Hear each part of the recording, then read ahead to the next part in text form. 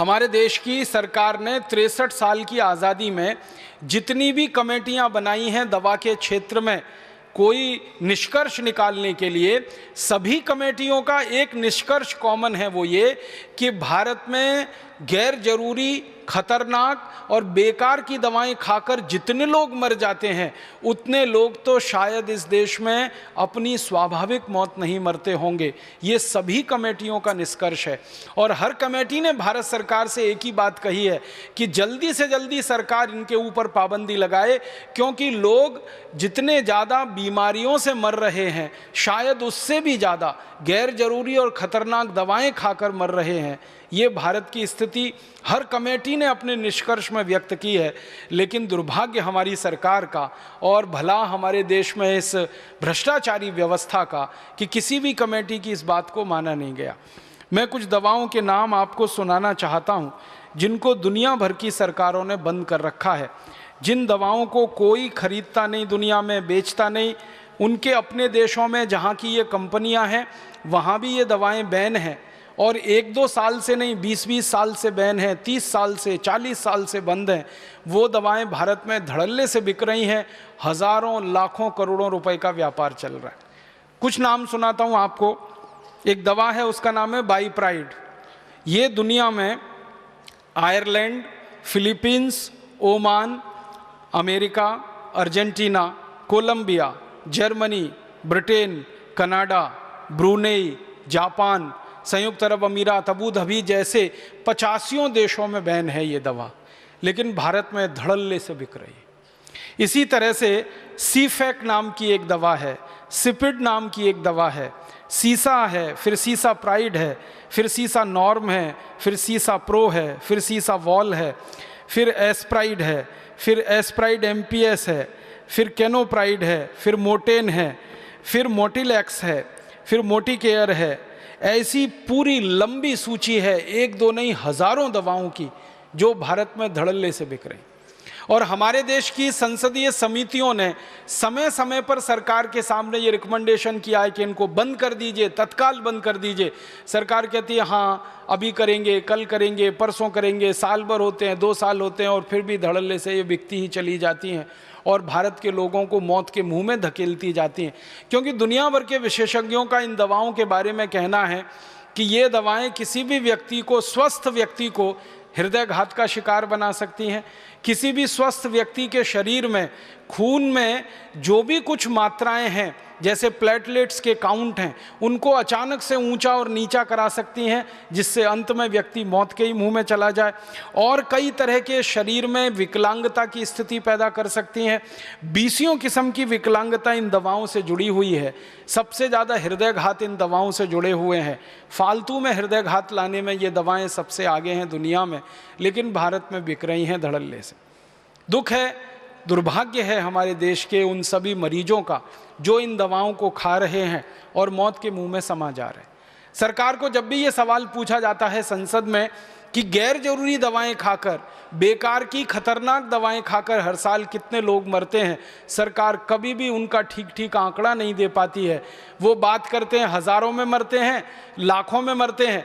जब सरकार को ठीक पूछा जाता है कि कितने लाख मरते हैं, तो सरकार के मंत्री का जवाब होता है कि आंकड़ा उपलब्ध नहीं है, आंकड़ा उपलब्ध नहीं है। 1991 से 2009 तक सतत संसद की लोकसभा में ये प्रश्न पूछा जा रहा है। हर साल कुछ मेंबर ऑफ पार्लियामेंट हैं जिनके मैं नाम नहीं लेना चाहता, जो सरकार को एक ही सवाल रिपीट करते हैं। करीब हर सत्र में वो सवाल आ जाता है, वो यही होता है कि भारत सरकार बताए गैर जरूरी दवाओं से पिछले साल कितने लोगों की मौत हुई। भारत सरकार बताए खतरनाक दवाओं से पिछले साल कितने लोगों की मौत हुई। सरकार कहती है आंकड़े उपलब्ध नहीं। और आंकड़े क्यों उपलब्ध नहीं हैं? क्योंकि वो आंकड़े सरकार अगर जारी करे पूरे देश के सामने तो तमाचा सरकार के ही गाल पर पड़ता है। इसलिए ये कहकर छुट्टी पाली जाती है कि आंकड़े उपलब्ध नहीं हैं। हज़ारों में कभी बोल देते हैं, लाखों में कभी बोल देते हैं। लाख तो कुछ भी हो सकता है, 1 लाख से लेकर 100 लाख तक लाखों में आता है, फिर उसके ऊपर 1 करोड़ से लेकर 100 करोड़ तक करोड़ों में आता है, फिर उसके ऊपर 1 अरब से लेकर अरबों में आता है। तो आंकड़े हज़ारों लाखों में सरकार के द्वारा बोले जाएं तो वो शोभा नहीं देता, लेकिन सरकार जानबूझ के ये सारी जानकारी छुपा के रखती है। और हमारे देश में जानकारी को निकालना सरकार के पास से बड़ा मुश्किल काम है। कई बार सरकार क्या कह देती है कि कुछ जानकारी बहुत संवेदनशील है और उसको वो क्लासिफाइड बोलकर ऐसा कह देते हैं कि ये किसी को नहीं दी जा सकती। एक कानून इस देश में चलता रहा बहुत लंबे समय तक, जो अभी थोड़े समय पहले ही ख़त्म हुआ, ऑफिशियल सीक्रेट एक्ट। उसमें कोई जानकारी डाल दी सरकार ने तो आप पूरी ताकत लगा दीजिए वो जानकारी निकलेगी ही नहीं बाहर। अभी थोड़े दिन से जब से ये राइट टू इन्फॉर्मेशन की बात आई है तो ऑफिशियल सीक्रेट का मामला थोड़ा ढीला पड़ा है, लेकिन राइट टू इन्फॉर्मेशन में भी कुछ जानकारी को संवेदनशील बोल के वो छुपा जाते हैं और बताते नहीं हैं। लेकिन भारत की सभी समितियां जो संसद के द्वारा बनी, मैंने उनकी रिपोर्ट्स देखी तो वो ये कहते हैं कि भारत में अपनी मौत जो मरने वाले लोग हैं उनसे ज़्यादा जहरीली दवाएं खाकर, गैर जरूरी दवाएं खाकर मरने वालों की संख्या है इस देश में। फालतू की गैर जरूरी खतरनाक दवाएं जो दुनिया के 85 देशों में बंद हैं वो यहाँ बिक रही हैं और उनका व्यापार बड़े धड़ल्ले से चल रहा है। कुछ और है, इस दवाओं के नाम हैं एक्रोमाइसिन। एक दवा 40 साल से यूरोप और अमेरिका में बंद है, यहाँ भारत में लंबे समय तक बिकती रही है। फिर कभी बंद हुई सरकार के दबाव में तो दूसरे नाम से शुरू हो गई, फिर दूसरे नाम पर बैन कराया, तीसरे नाम से शुरू हो गई, तीसरे नाम पर बैन कराया, चौथे नाम से शुरू हो गई। यहाँ तो इतनी बड़ी धांधली है हमारे देश के दवा क्षेत्र में कि एक दवा को सरकार ने जबरदस्ती ऑर्डर देके बंद भी कर दिया तो वही दवा को नाम बदल के बाजार में फिर उन्होंने उतार दिया, थोड़ा मॉलिक्यूल में चेंज किया और उतार दिया फिर उसी को बाजार। क्योंकि कंपनियों को ये लगता है कि अच्छा धंधा और अच्छा मुनाफा उनको जरूरी दवाओं के व्यापार में न होके गैर जरूरी दवाओं के व्यापार में है, तो उसको वो क्यों छोड़ें। इसी तरह से एक्टिमॉल है, एडोल है, फिर हमारे पास अल्फा स्पिन है, अल्फा ट्रिप है, एल्जुरिल है। एक और दवा का नाम मैं आपसे बात करना चाहता हूँ, याद आ गया, निमोसुलाइड। निमोसुलाइड के बारे में सारी दुनिया के विशेषज्ञ एक बात पर सहमत हो चुके हैं कि ये बहुत खराब और ख़तरनाक दवा है। ये जितने लोगों की जान बचाती है उससे ज़्यादा तकलीफ़ में डाल देती है। इसलिए स्वीडन ने इसको बैन किया सबसे पहले, स्पेन ने इसको बैन किया, डेनमार्क ने बैन किया, नॉर्वे ने बैन किया, फिर उसके बाद पुर्तगाल ने बैन किया, फिर दुनिया भर के ऐसे 85 देशों में ये निमोसुलाइड बैन हो गई। लेकिन भारत में धड़ल्ले से बिक रही है और हमारे बहुत सारे मेडिकल प्रैक्टिशनर इसको अपनी प्रिस्क्रिप्शन स्लिप पर बहुत ज़्यादा पैमाने पर लिख रहे हैं। एनाल्जिन नाम की एक दवा आप जानते हैं, दुनिया भर के विशेषज्ञों ने सबसे ज़्यादा ऑब्सोलीट जिसको करार दे दिया कि इससे ज़्यादा फालतू की और बेकार की दवा नहीं हो सकती है, वो एनाल्जिन की हमारे देश में साल की बिक्री लगभग 35 से 40 करोड़ रुपए की है।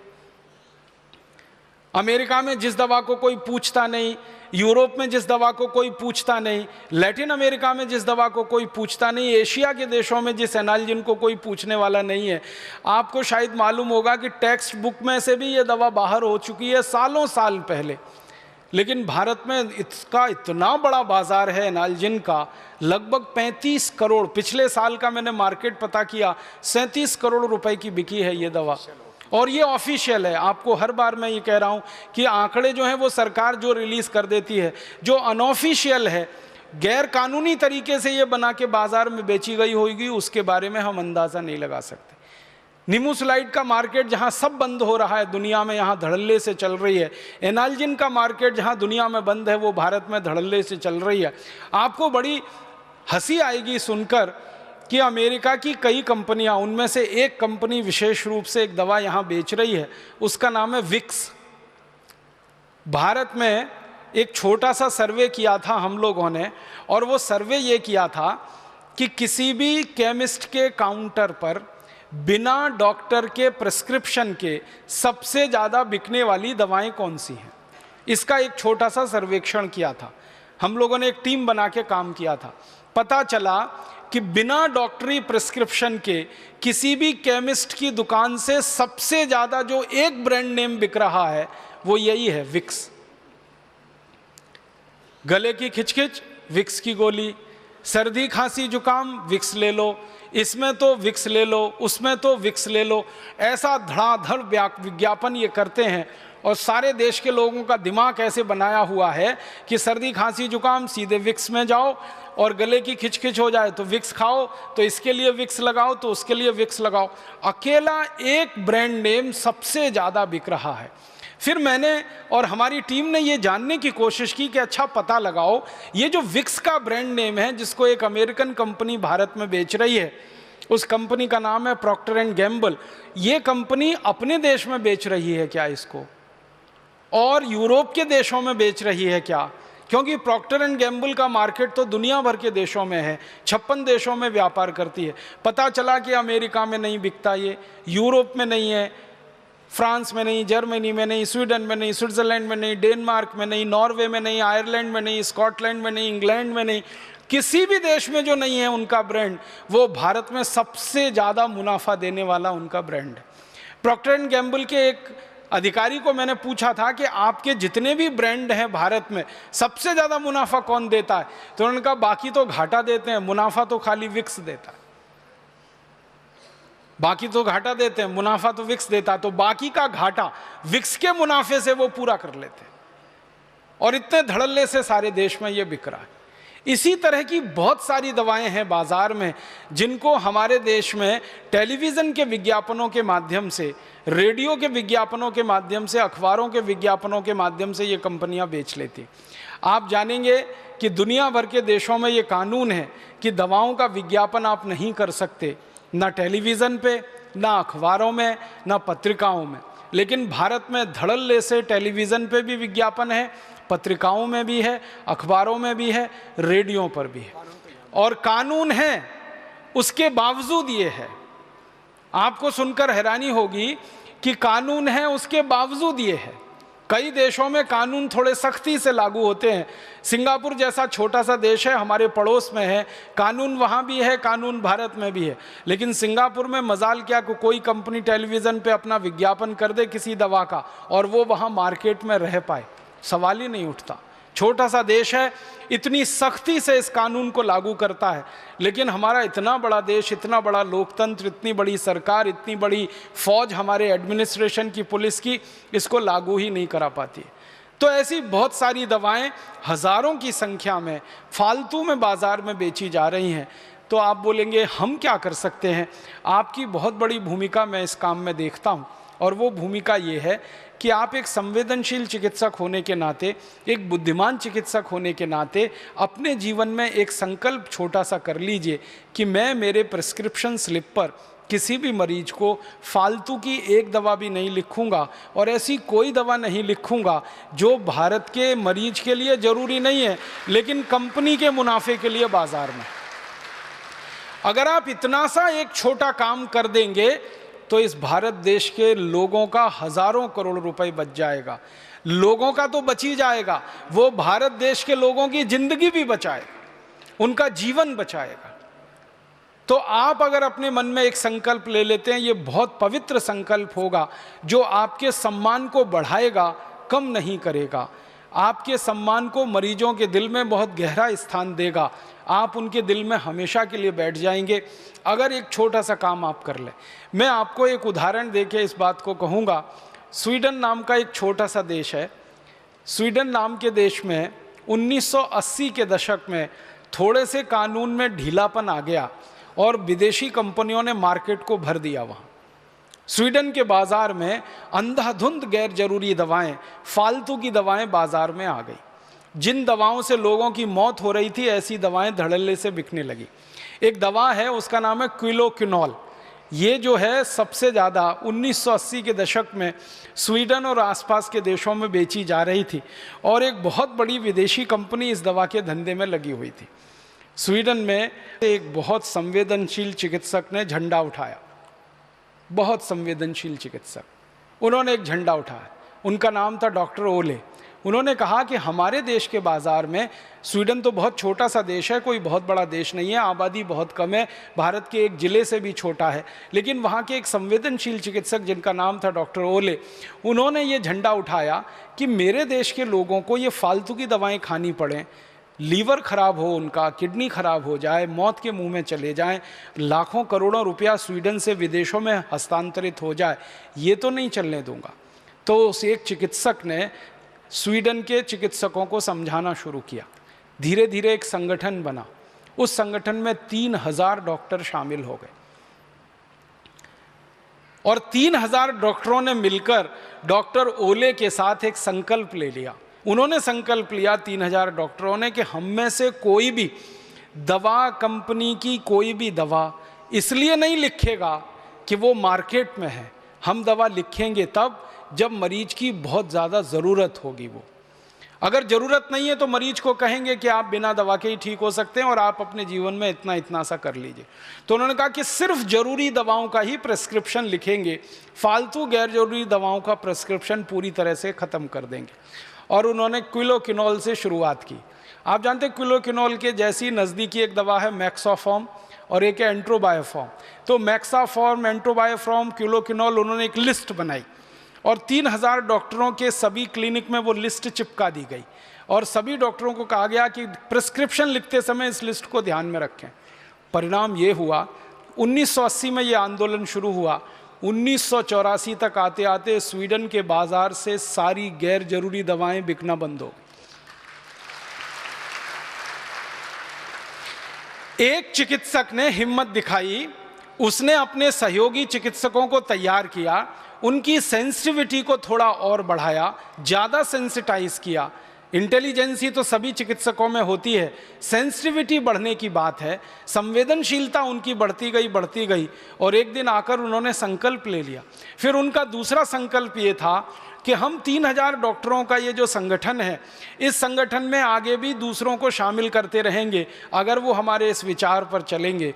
धीरे धीरे संख्या बढ़ती गई। फिर ये आंदोलन स्वीडन से निकल के डेनमार्क में चला गया, डेनमार्क से निकल के फिर नॉर्वे में चला गया, नॉर्वे से निकल के फिर जर्मनी, फ्रांस में चला गया और एक बहुत बड़ी संस्था बन गई। अब वो संस्था वहाँ काम करती है, उनका नाम है डॉक्टर्स विदाउट फ्रंटियर्स। और वो मिलके पूरे के पूरे यूरोप के ये नॉर्दिक कंट्रीज़ जो कहे जाते हैं, इनमें एक ही अभियान चला रहे हैं और उसमें पूरे सफल हैं कि एक भी फालतू की गैर जरूरी दवा और ख़तरनाक दवा उनके बाज़ार में बिक नहीं सकती, क्योंकि उसका वो प्रिस्क्रिप्शन करते नहीं हैं। सारी दवा कंपनियां उन डॉक्टरों को लालच दे के परेशान हो चुकी हैं, बहला फुसला के परेशान हो चुकी हैं, लेकिन वो डॉक्टर झुकते नहीं हैं। उनकी इज्जत, उनका सम्मान वहाँ के मरीजों में दिन प्रतिदिन बढ़ा है। और एक अच्छी बात बताऊं कि ये सारे डॉक्टरों की जो प्रैक्टिस है उसके बारे में जब उनसे पूछा गया अनेक बार कि आपकी प्रैक्टिस का क्या हुआ, आपने जब ये फालतू गैर जरूरी दवाएं लिखना कम किया तो कंपनियों ने आपको पैसे देना, कमीशन देना बंद किया, वो तो आपकी कमाई कम हो गई। तो सभी डॉक्टर कहते हैं पहले से ज़्यादा बढ़ गई।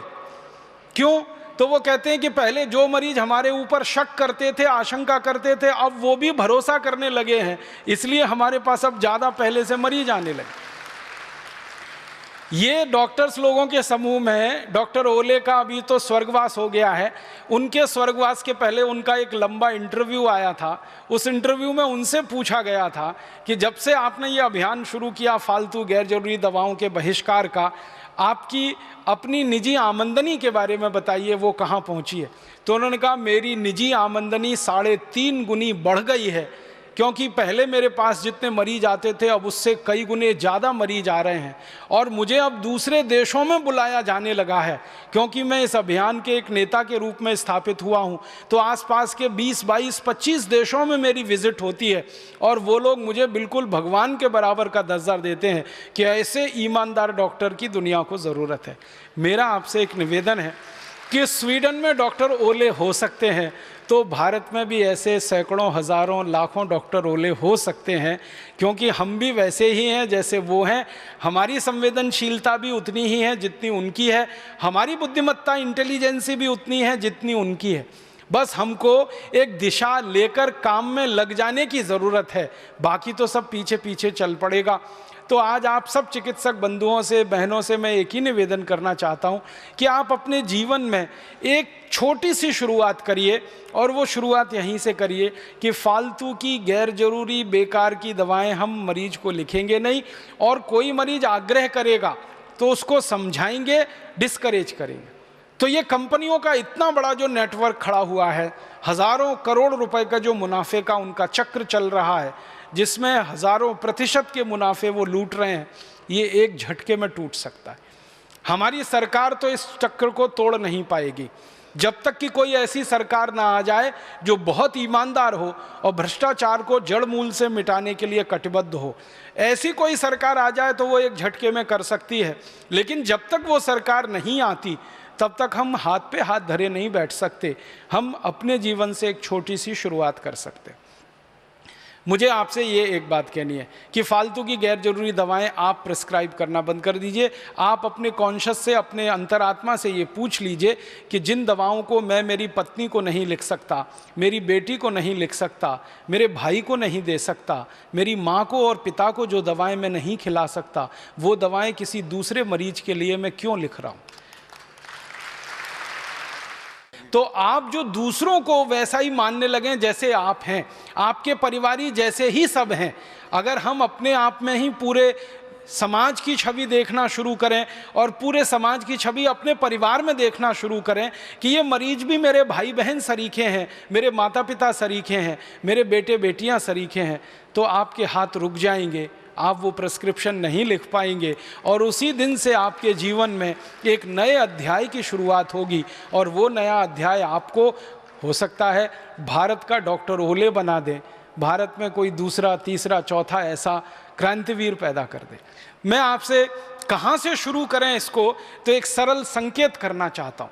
हमारे भारत के देश में जो फालतू गैर जरूरी दवाएं बिक रही हैं उनमें बहुत बड़ी मात्रा है हेल्थ टॉनिकों की। उनके कुछ ब्रांड नेम हैं, जैसे बूस्ट है, हॉर्लिक्स है, प्रोटीनेक्स है, बॉर्नविटा है, मोल्टोवा है। फूड सप्लीमेंट्स के रूप में आप उनके अलग अलग ब्रांड नेम जानते हैं। यहीं से शुरुआत करिए, क्योंकि इनमें से किसी की भी गरज और ज़रूरत हमारे देश के नागरिकों को नहीं है। आप पूछेंगे क्यों जी? बूस्ट में जो कुछ है, प्रोटीनेक्स में जो कुछ है, बॉर्नविटा में जो कुछ है, मोल्टोवा में जो कुछ है, वो पता है 300 रुपये किलो का है, 250 रुपये किलो का है, 280 रुपये किलो का है, 350 रुपये किलो का है, 400 रुपये किलो का है। अब 400 रुपये किलो का, 350 रुपये किलो का किसी को हेल्थ टॉनिक या फूड सप्लीमेंट आप खिलवा रहे हैं या लिख रहे हैं, उससे अच्छा ये है कि उसको कह दीजिए मूंगफली खा लो। मूंगफली के साथ थोड़ा कुछ मकई खा लो, कुछ जौ ले लो, कुछ चना खा लो, गुड़ ले लो थोड़ा सा, तो गुड़ मूंगफली खा लो, गुड़ चना खा लो, गुड़ जौ का सत्तू खा लो, चना गुड़ मूंगफली तीनों मिला के खा लो। ये आसानी से उपलब्ध है, बड़ी कीमत नहीं है इनकी, बहुत सस्ती कीमत में ये सब चीज़ है। और अगर किसी की हैसियत है कि वो 400 रुपये किलो का हेल्थ टॉनिक खा सकता है, तो उसको कह दो 400 रुपये किलो का बादाम ही खा लो। कचरा क्यों खाता है? काजू खा लो, काजू नहीं है तो बादाम, मुनक्का, किशमिश, मखाने, जो भी आपको समझ में आता है आसानी से उपलब्ध है वो खिला दो। और आंवला का रस ले लो, एलोवेरा का रस ले लो, गिलोय का काढ़ा बना के पी लो, गिलोय का सत ले लो, ये सब खून की कमी को खत्म करने वाले हैं। गाजर ले लो, अमरूद में जितना आयरन है आप जानते हैं उतना सेब में भी नहीं। केला है, अमरूद है। भारत में तो ऐसी व्यवस्था है कि जो फल जितना सस्ता उतना ही ज़्यादा भरपूर विटामिन से और उतना ही ज़्यादा वो पोषक तत्वों से भरपूर। हाँ, केला सस्ता है, अमरूद सस्ता है, आंवला सस्ता है, ये सब हैं। तो आप मरीज को बस थोड़ी सी दिशा बदल दो उसकी, क्योंकि उसके दिमाग में भूत सवार है कि बूस्ट से ही उसके बेटे को ताकत आने वाली है। वो रोज विज्ञापन देखता है टीवी पर, सचिन तेंदुलकर की शक्ति बूस्ट, राहुल द्रविड़ की शक्ति बूस्ट, तो किसी और वीरेंद्र सहवाग की शक्ति बूस्ट, धोनी की शक्ति बूस्ट। तो वो रोज देख रहा है टीवी पे, क्योंकि क्रिकेट मैच चल रहा है तो ये विज्ञापन सबसे ज्यादा आ रहा है। तो उसके दिमाग में बैठा हुआ है कि बेटे को तेंदुलकर ही बनाना है, तो बूस्ट खा के ही संभव है। और उन्होंने बचपन में कभी नहीं खाया। और मजे की बात यह है कि ना तेंदुलकर ने कभी बूस्ट खाया, ना सहवाग ने कभी बूस्ट खाया, ना धोनी ने खाया, न किसी दूसरे क्रिकेट खिलाड़ी ने। ये सब जो पैदा हुए वो किसान परिवार में हुए और गरीब थे, और ये साधारण चीजें खा के ही ताकतवर बने, और इनके क्रिकेट के शॉट